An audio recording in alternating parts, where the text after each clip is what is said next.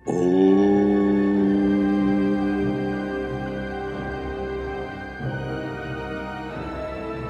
कृष्ण वंदे जगतगुरु। सनातन में विज्ञान के इस एपिसोड में हम गीता के दूसरे अध्याय का 30वां, 31वां और 32वां श्लोक सुनाएंगे, उसका हिंदी में अर्थ बताएंगे और उसके बाद हम बात करेंगे विज्ञान की। आइए शुरू करते हैं। और ये रहा 30वां श्लोक। देहि नित्यमवध्यो अयम देहे सर्वत्य भारत तस्मात् सर्वाणि भूतानि न त्वं सोचितु महर्षि। हे भरतवंशी अर्जुन, सबके देह में ये देही नित्य ही अवध्य है, मारा नहीं जा सकता। इसलिए संपूर्ण प्राणियों के लिए अर्थात किसी भी प्राणी के लिए तुम्हें शोक नहीं करना चाहिए। अब सुनते हैं 31वां श्लोक दूसरे अध्याय का। स्वधर्मपि चावेक्ष न विकम्पिस्तु महर्षि धैर्याद्धि युद्धाच्छयो अन्य क्षत्रियस्य न विद्यते। अपने धर्म को देखकर भी तुम्हें विकम्पित अर्थात कर्तव्य कर्म से विचलित नहीं होना चाहिए, क्योंकि धर्म में युद्ध से बढ़कर क्षत्रिय के लिए दूसरा कोई कल्याणकारक कार्य नहीं है।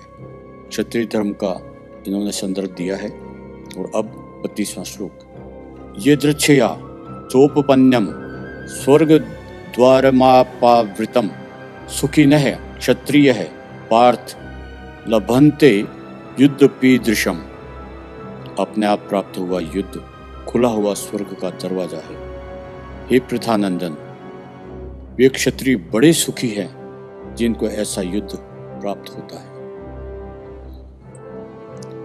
अब हम बात करते हैं विज्ञान की। सनातन जो है वो बहुत कुछ मंदिरों से समझा जा सकता है। ऐसे तो हर जीव में, हर वस्तु में हम भगवान को मानते हैं, जीव मानते हैं और उन्हें पूजा योग्य समझते हैं जो मानव जाति के कल्याणकारी है। लेकिन जिन्हें साइंटिस्ट कहा जाता है या जिन्होंने पूरी नेचर को जहाँ तक संभव हो सका जाना है, उसका सारा सार मंदिरों में आता है। और जो हिंदुस्तान पर हमले हुए वो पैसों के लिए हुए और मानव जाति को सनातन से विमुक्त करने के लिए मंदिरों पर ही हमले हुए, क्योंकि विज्ञान भी उनमें था, धन भी वहाँ था और आने वाली पीढ़ी वहीं से ज्ञान लेती थी गुरुओं से। एक मंदिर है पद्मनाभम। शायद ही कोई सनातनी हो जिसने कहीं पढ़ा ना हो, सुना ना हो या अचंभित कर देने वाला जो वहाँ वैभव है उसके बारे में कोई बात ना हुई हो। पद्मनाभम तिरुवनंतपुरम, जी हाँ, ये नाम है उस मंदिर का। और पुरम जो रहता है वो नगर को बोलते हैं। दरअसल इसे नागों का नगर कहा जाता है। और ये जो मंदिर है पद्मनाभ, उसमें 6 दरवाजे। वक्त के साथ सत्ताओं ने सबको खोलने की कोशिश की। 5 दरवाजे खोले जा चुके हैं। उनका वैभव वहाँ रखा है, लिया जा रहा है, जो भी है। 6ठा दरवाजा अभी तक खुला नहीं है।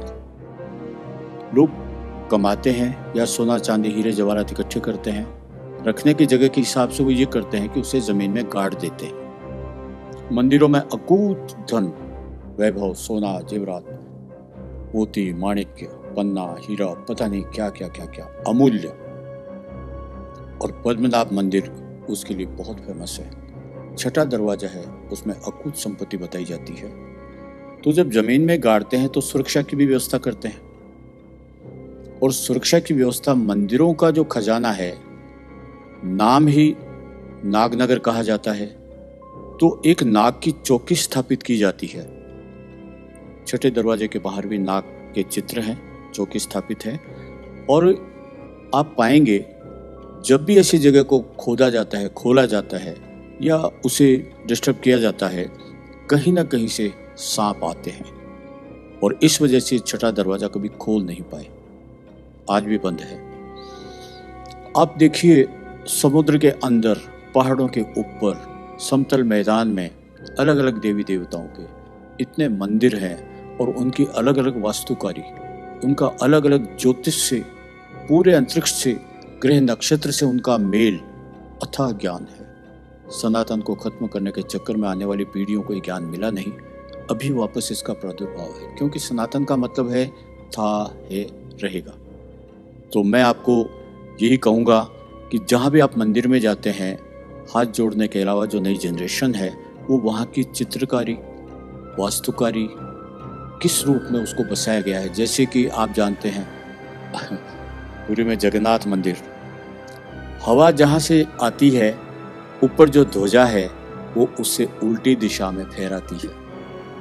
अब इसको कोई क्या कहेगा, क्या जानेगा। सनातन का अथाह विज्ञान है। हवा में पत्ते बह जाते हैं, अच्छे अच्छे तूफानों में बिल्डिंग्स निकल जाती है, लेकिन वो ध्वजा जगन्नाथ जी की उल्टी दिशा में ही चलती है। तो इस तरीके से हजारों ऐसे उदाहरण है साइंस के जो सनातन को महान बनाते हैं। और जीवन शैली सनातन ही है। और जीवन शैली को कैसे जिया जाता है ये भगवान श्री कृष्ण ने अर्जुन को उस वक्त बताया जब वो निराश था, जब उसकी बुद्धि काम नहीं कर रही थी, स्वजनों को मारना नहीं चाहता था। तब भगवान ने उसे सही रास्ता बताया जिससे हम भी जान सकते हैं। अच्छे कर्म करिए, फल की इच्छा मत करिए, अच्छे कर्मों का फल अच्छा ही होता है। आज के एपिसोड में इतना ही।